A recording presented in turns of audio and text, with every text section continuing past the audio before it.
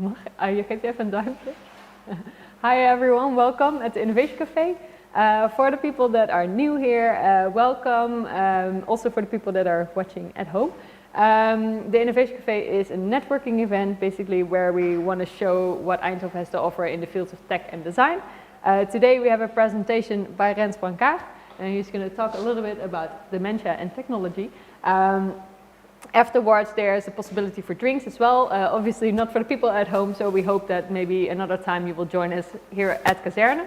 And I just wanted to let you know that we're here every week, except next week, because next week we have a special event here in the location, so not possible, but other than that we're here every week. You can look at our program at ehvinnovationcafé.org. Without further ado, I want to give the word to Rens. Yes, thank you Margot for that introduction. Thank you for the invitation as well. So I will talk to you about my research work that I've been doing over the past years. My name is Rens Brankaert. I work both at Fontis and I work at the TUE, at the university here. I'm graduated in industrial design, so that means designing of new technologies, designing of interactive objects, and I apply that in the healthcare domain. Apologies for the slides, they are in Dutch as you can see. I also have the same deck in English, but I will talk in English. So I will focus on how are we actually thinking about technology in the domain of dementia. First of all, I want to start with why I actually work in this domain. I'll switch this on, should work. So this is actually my grandparents, and my grandpa, he had dementia. It's already a long time ago, but for me, when I was studying industrial design, that inspired me to actually do something for him. When I was looking at things in the market or technologies to help him, there was actually nothing available for him to actually live more independent or to enjoy something through the day. So I was thinking like, okay, with my design background, I can at least spend my graduation year on this topic and design something nice. Well, now it's I think 8 or 9 years later, I'm still working on the topic because we still have so many questions in this domain that need to be addressed. Why is it so important to work with technology in the domain of dementia? Of course, we all want to have a cure for this terrible disease, and then we would also be rid of it. But unfortunately, we see that the progress of the medical treatment of dementia is really slow, and this is news from last year where the medical companies are actually retreating from this field because they see it's too long term for them to get any return on their investment. So to see first kind of results in this domain, we think about 15-20 years in the future. So that means in the meanwhile, while the number of people with dementia is steeply increasing, we need to find other solutions to support them. And technology can play a role in that gap. So there's plenty of opportunities for technology and for innovation in this domain. First, I want to frame a little bit the perspective that we have on this topic. And the first one is, I just Googled technology for people living with dementia. And then you see this overview. And what you immediately see is that it's two things. One is that we apparently think that through applications or through screens we can solve this problem somehow. So you see a lot of tablets, a lot of apps that are available. And this is kind of a limited view on how we can support people living with dementia. Often people with dementia are older adults as well. So that means technology for them is something complicated. It's something for them difficult to learn. So what we try to do is to look at differently at it than this perspective, which is dominant in the domain of technology for people with dementia. The second one is, and I'm saying this from a technical university perspective, which might seem odd, but we shouldn't focus too much on the technology. Here you see a robot with a complex arm holding a tablet in a certain position. And it seems to be that this technology is developed by someone who really wanted to develop a robot, rather than someone who wants to help the person, the older person, as good as possible. So we really try to see technology as a means to address a societal challenge, to help people, rather than to focus solely on advancing that technology. And the last perspective I want to give you is the one of person-centered care. Here you see a person, and this person works in a night shift of a dementia care ward. And instead of wearing a white uniform that you know maybe from the hospital, this person is wearing a nightgown. And why does she do that? She does that because the nightgown is something that is associated with sleeping. So that when a person with dementia wakes up in the night, they see someone is also wearing sleeping clothes, and there is a much clearer association to where they are or what they ought to be doing, rather than in a kind of busy hospital environment. And this is what we call person-centered care. So that means that we reason from the perspective of the patient or the person that needs care, rather than from the care perspective. So these are the three perspectives I want to that we try to work on in our research domain in this area of technology and dementia. So that is, we try to avoid making things too complex. We focus on technology as a means rather than an end goal, and we work from the person-centered perspective. And this is what we call a warm technology framing. And this is technology that is non-stigmatizing, user-friendly, accessible, and it's something that really empowers the person with dementia themselves in maybe being able to do something they couldn't do before. And this is the research domain we coined this term last year, and this is the domain we try to develop in our research group. So what is warm technology, and how can it really help people in their daily lives? Well, now you're maybe curious to what is a good example of such a warm technology then. I will give an example from my own PhD research. It's something that's also inspired by my grandpa, who ought to get lost in the public domain. So he always knew the route towards a location or towards his friends, but then on the way back, he got lost. And there is technology on the market currently available. We call them GPS trackers. And a GPS tracker is a small device that you can give to someone, and then the environment is able to track this person. All right, so maybe the family members or the caregivers, they could then trace back the person that is lost, which is a solution for this challenge, but the person with dementia is completely excluded from this perspective. He or she is still lost when in the public domain. So we thought this could be improved, and what we designed is the homing compass. And the homing compass is a simple system, and the only thing this device does is always point home. There's still GPS technology in there, so it's still traceable by family members, but the main purpose of this is that the person with dementia can also, if possible, still help themselves. And the only thing they have to do is follow this arrow and find their way back home. So this is what we refer to as a more inclusive perspective in technology and dementia, that the person with dementia is a part of the solution itself as well. The research we do to come up with these devices is design research. So that means that we use design skills, so the making of objects. You see all kinds of beautiful objects here around you, and we use the design skill to make artifacts and use that process of making those artifacts and testing them as the research process. That's what we call design research. Here you see a typical design thinking process. For those who are familiar with design, you know this. It's about empathizing with the user. It's about getting ideas, making prototypes, testing those prototypes. And this is what we do continuously to get to a certain solution. And here you can see a little bit of how that then went for the homing compass. So the homing compass, the first version we had, the idea we had, was a very complex device. It had a function to go somewhere, to go back. It had a Google Maps projection in it. It had a calling function because we had the technology, so why not? But what we were actually doing is we were over-featuring a system, and it was no longer usable by this group, people with dementia. So we went into a design research process with them, and together with people with dementia, we presented to them the prototypes, we let them experience these prototypes, and step by step, we came to a final design. And actually in every step we saw, this design became simpler. We had to remove features, we had to remove functionality. Well, in the end, we ended up with the design that you just saw, the homing compass, which we field tested and really worked well. People were able to find their own homes with this technology.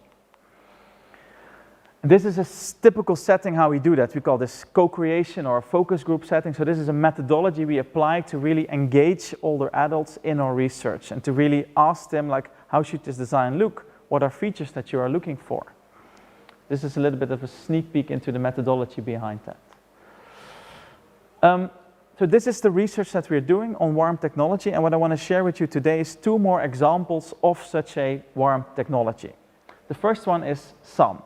So the compass you saw, it's really for people with early dementia. Some is really something for people in the later stages of dementia, typically living in a care home environment. What we saw there is the problem that people are sitting in a shared communal space and they show a lot of apathy towards each other and apathy towards the environment. And that means that they are getting, in Dutch they call it, in a sunken state. They're really turning into themselves. And this was a problem for the care staff because they didn't have the time to really to bring people kind of back to the social space. So they often let the people just sit there in their apathy state. So as designers, we thought, well, we can do something with technology here to really engage these people. Again, the process to get there, we did it through co-creation. We formed a team of researchers, designers, but also people that work every day in the care environment. And together we set up a design process to find a suitable solution. Of course, we didn't have the domain knowledge as researchers from this care environment, but they didn't have the knowledge what is possible with technology. So these need to come together to be able to find meaningful solutions in this space. In the end, I'm not sure if this is actually a movie or not, but in the end we came to SAM. And it is a movie, so you can turn on the audio. Apologies.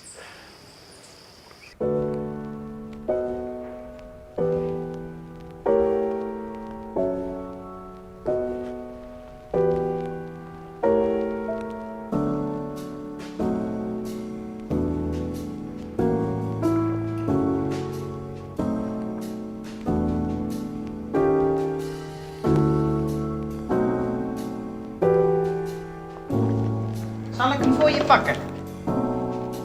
Kijk er maar eens naar. Kijk er maar eens naar. Die heeft allemaal verschillende randjes. Schrik je? Dat moet je niet doen. Some response to touch, to shaking, to interacting with the system. And the system, some has light, vibrations, to have an interaction with the people. Dus als u die nou aanraakt en ik raak deze aan, dan is die ook een ander kleurtje.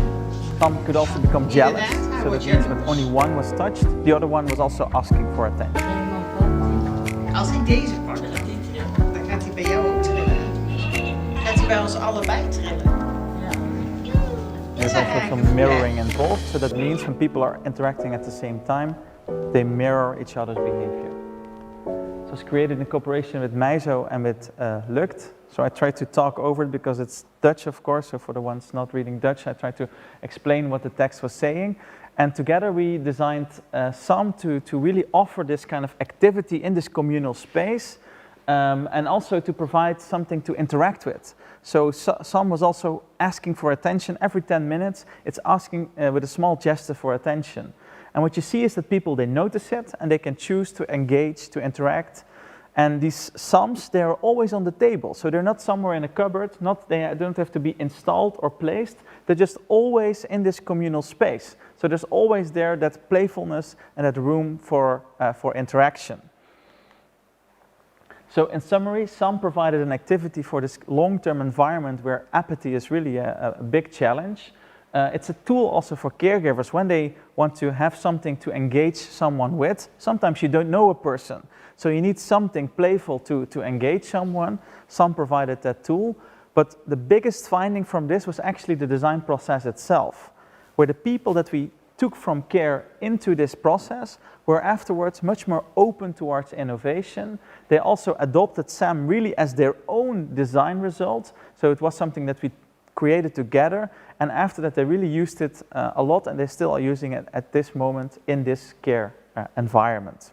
So this is to illustrate how a design process could look if you want to kind of move towards a warm technology for this long-term care environment. And to close, I have a final example, the Vita. It's for the same context. It's again for people with dementia in the later stages. And the challenge we found here is that people with dementia, they respond very well to music. And music is something that creates new connections in the brain. And when someone with dementia sees music, you afterwards, or the listeners, they don't see music, they hear music. Afterwards, they are much more talkative and they remember things that they were forgotten before. So it's a really powerful tool, also again, to get people a little bit more involved in this care environment. What is important here again is that we work together with family members, people with dementia, and also with care staff to find a suitable solution. And what we came to is Vita, which is a pillow where the music comes from. And by touching the pillow, you can listen to these audio files. This was a collaboration with care organization Pleiade, and together with them we set up the PIT team, so it's the Pleiade Innovation Team, to really feel like the caregivers were the innovators to come up with these new solutions. And we had sessions like this, co-creation sessions, to see what works and what doesn't work. We brought the technology, but they had to make the decisions to get to a final design proposition. And here is again a sneak peek of the process, how that then looked. So we just started this process with a normal sleeping pillow. We put a Bluetooth speaker in it, and on the first day of this design process, we went to the context, we went to people with dementia, and we showed them, how do you think this works? What do you think of having music from a pillow? And this is what we call this research through design approach that I mentioned before, where you try to engage with the context as soon as possible. So we don't try to design technology for months and then when it's finished we bring it there. No, we really bring the early prototypes, the early ideas there, so that we make our mistakes sooner, so that we actually succeed faster. So here you can see how we were interacting, developing that prototype, making it interactive with the blue strokes on the side, and in the end you see the final prototype here, which we had, in which we had fabric sensors integrated into this pillow. After a few iterations, we came to this design. So this is Vita. It has 6 touch pads, and by touching the pad, the music will play. Very simple interface, and again, we designed it in such a way that the pillow is not something you put in a closet. It's something you just put on your bed, you put it on the table, you put it on the couch, so that it's always accessible in this environment for people with dementia. Here you can see how we used also the tactility of the fabric and also the vinyl we put on top to really make it a tactile experience as well. On the back there's a simple interface. There was an app as well, but an app is very difficult for care staff to pick up and to use in the same time. So we made a very simple interface, and by selecting the icon of a person, you could switch to the personal soundboard of a person. So if there is Mr. Janssen there, you could just press the button and then have the soundscape for Mr. Janssen available. So he always has his personal soundscape accessible, and so we could cater for an entire care department with just one of the Vita pillows. And I have a short video to show you how then Vita operated in practice. And here you can see how it really also created a social situation there. So Vita is not just a one-on-one experience, it's really something that you could do together as well.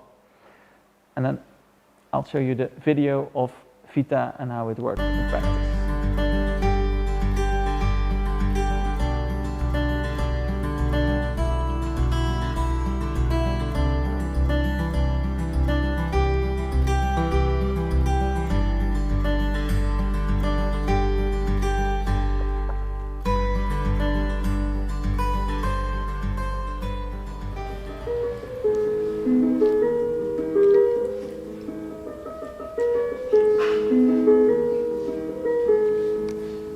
Kijk, hè.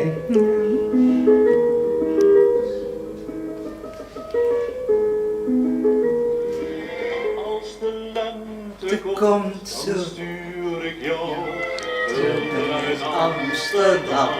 Hoe leuk. Als de lente komt. Een kroeg, een juffrouw op de fiets. Het zegt u hoogstwaarschijnlijk niets, maar het is wel. Waar denk je aan bij dit liedje? Ja. Aan een hele hoop dingen. Ik weet Mijn vriendinnen die duwden alles. Oh.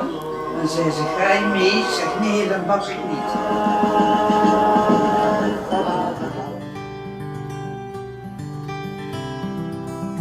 This is a short example of how Vita, I'll stop talking to get rid of my echo. So this is Vita, so this is how it worked in practice. You could see the touch is super important, so people were really following the patterns of Vita. And the person that was talking, she said, I'm suddenly thinking of all kinds of things. And she was telling a story of how she went out with her friends when she was young. So you can really see that music is a trigger for memories and really brings life to a domain where it's, where it's really needed, and it brings quality of life there. So just to close my presentation, I think I'm also already heading towards 20 minutes maybe. So we do this research at the Eindhoven University of Technology. We have several research groups together where we work on this from different domains, so built environment, human-computer interaction, industrial design. And we set up recently the Dementia Technology Research Center. And together with Alzheimer Netherlands, we really try to bring this technology that we find in research to bring that to the market. So the goal of this center is to really bring these disciplines together and also to involve people with dementia, caregivers in the technology processes. The focus of the research topic, the content of the research, is that design process. How do you do that with people who have challenges cognitively? You have to really facilitate the design process in a different way. So we do research on how to do that. We also look at how we can actually have a stronger impact with this technology in the care domain. A lot of the technology currently is just used for a few months and then disappears. So that's really a waste. So we really try to see how we can have sustainable impact with this technology in the field of dementia. And finally, we are trying to take new technical developments in this care domain. For example, artificial intelligence is something that we are now looking at to see how we can use that to support people better in the care home, for example. So these are just 3 examples that I showed. So the Homing Compass, SAM and Vita. We have a lot of work, so please go to our website www.ecdt.nl to see much more of our work and also to see our research lines in a bit more detail than I could provide today in only 20 minutes. I hope I inspired you a little bit and gave you a little bit of a different perspective of what you can do with technology in healthcare.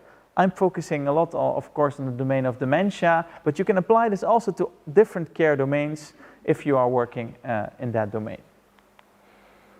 And I want to close with that we should never forget the people that we are doing it for. It's really easy to get lost in the research, to get lost in the technical advancement, but we should always ask ourselves, is it still relevant for those people with dementia that are living every day with a disease like that? So thank you for that. And I hope it was interesting for you. Thanks.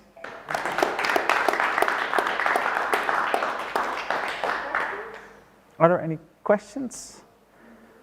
Yes. Thank you so much for a really nice presentation, and also thank you for sharing these beautiful 3 projects. And also additionally, it must be really a nice feeling to see how the projects that you are developing, helping people as well. And I was wondering, the first project, Compass project, have you tried that one with people, and what kind of challenges or the things that you faced that you didn't also foresee during the design process?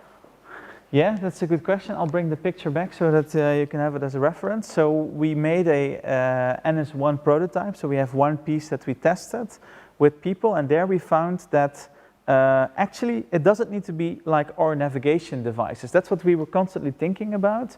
But actually having a they say as the crow flies, so having a straight line towards the endpoint is enough, because people are not looking for navigation, they're looking for a hint in what direction they need to go. Often when they exit the street and they enter the next one, they already know, oh, this is my street, or oh, there is my house. So it's only those moments in between where they need a kind of nudge, and that's something that we could only learn from actually making the device and doing a field test. The next step now for the Homing Compass is that we are now making a small series of prototypes.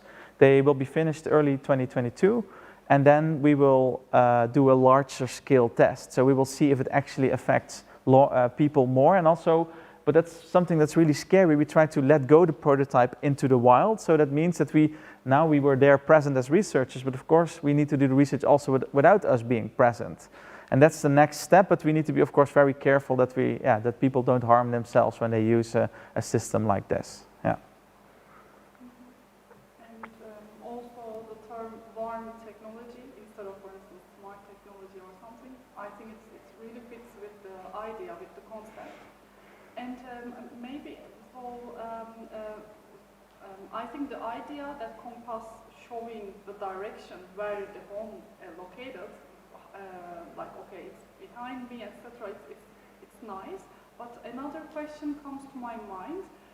For instance, in Google Maps, when we are navigating, it shows us like, okay, now after this street, turn left, and then the compass can show like, okay, at that moment, turn left. Yeah. And how do you plan to solve this kind of, I don't know, for the people who has low dementia level, maybe they would like to use it also on the streets and like very, maybe not so far, but some complicated areas. Yeah. So that's what our first research showed, is that it's not needed to do street by street navigation. So that's what we call the Google Maps navigation, where it's really saying, okay, now go left, now go right. Actually, we saw that people were not using it as a constant navigation device. Okay. They were just putting it away. So when they were lost, they just took it from their pocket, they looked, okay, I need to go that way, and then because they feel a little bit ashamed as well, they wanted to put it away. Yeah. So actually the interaction is very different than a Google Maps navigation. Yeah. Okay, that's even better, because they know the home located there, so they choose the street they will go towards. Yeah, yeah. More like directional instead of like street by street. Mm-hmm. Exactly, yeah. But something that our follow-up research still needs to confirm, so maybe we need to add that feature in the future, I don't know. Yeah. Because street by street would also make the device more complicated. You need Yes. Yeah. Then you really need to use the Google API. Yeah. Yeah, exactly. Yeah, so then you need to really plug into the Google API, which is doable, but it makes it much more complex. Yeah. Yeah. I don't have experience about dementia, sorry about it, but maybe you can add a sound, voice to that equipment, and it acts like a Google Maps as a sound, but physically, yes, it is a simple one direction. Yeah, that might be interesting. In an earlier version, we tried sound, and actually people found it very confusing because the compass is something they know. It's a little bit like the compass from Jack Sparrow, you know, that's always in the right direction. But then when the compass starts speaking to you, if you are not familiar with novel technologies, it can be really scary as well. So in the beginning, we had the feature of speaking, but by really designing it together with people with dementia, we found out that it's not a good design decision to add that. So we kind of lost it along the way.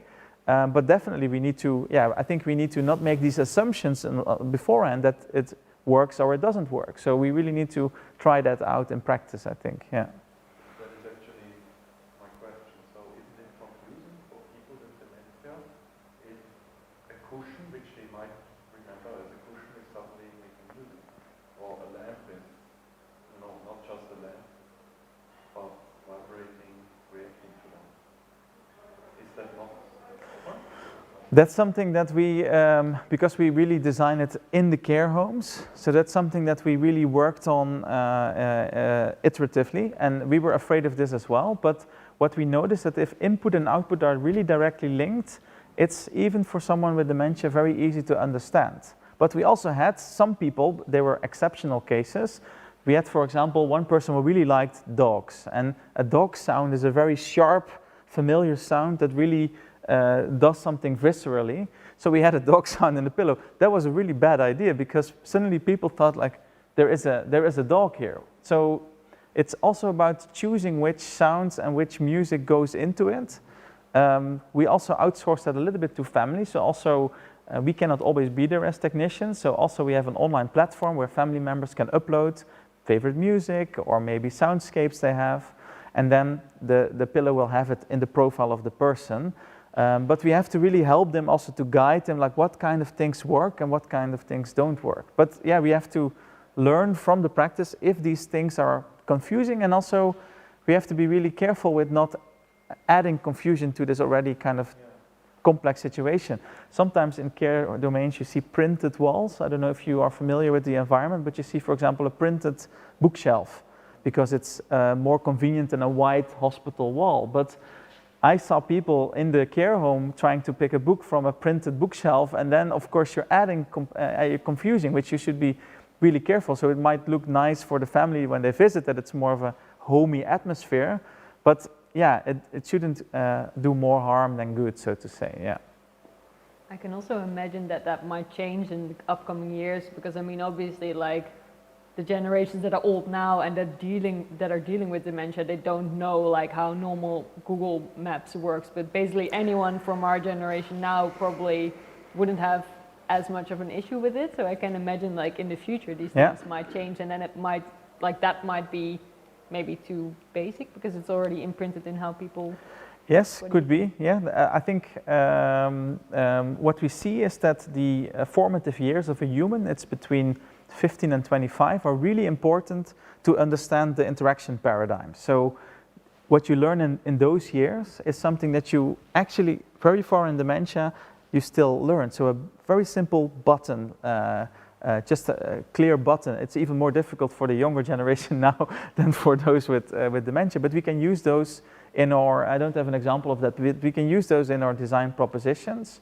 But also we have to remember that technology advancement is a moving target. So if we are designing something for us when we are 50 years in the future and we might have dementia, the technology standard in that time is already different, right? So you always have to find a balance between what's currently applied and what is used in this domain.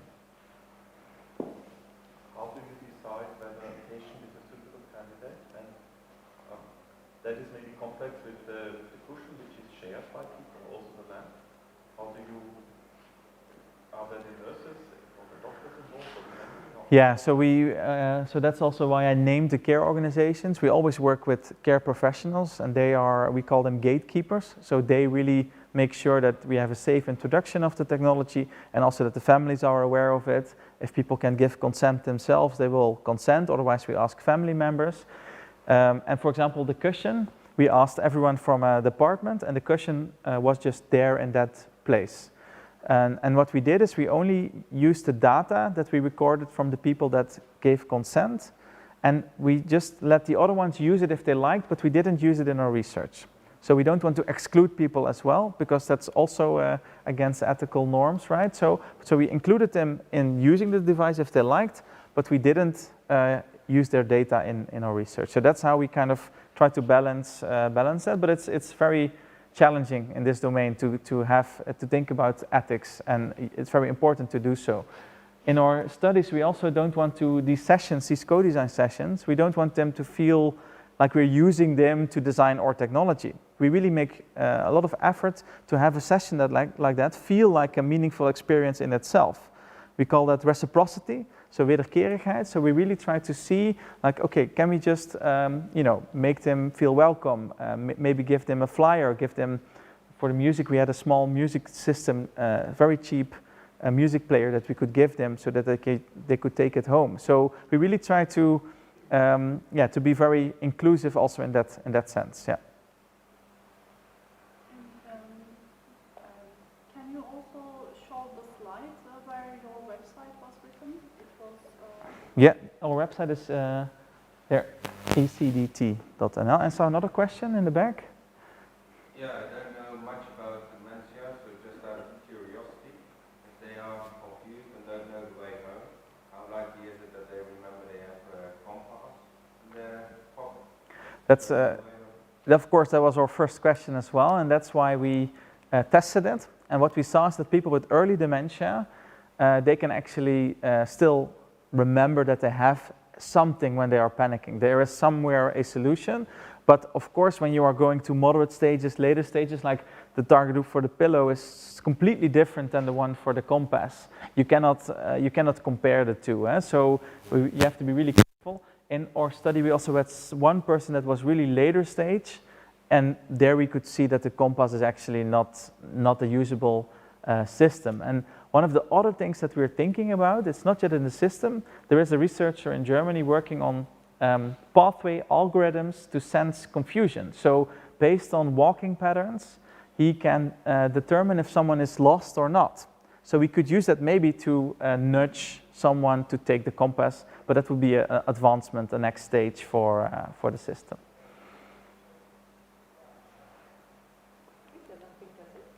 Yeah. All right. Thank you. Thanks for the presentation and answering all of our questions. For the people at home, thanks for watching. For the people here, I'd like to invite you all to join us at the bar for a drink if you want. Please take your glasses with you if you brought them here. As I mentioned before, next week we won't have an Innovation Café, but we hope to see you all again in 2 weeks. So thanks.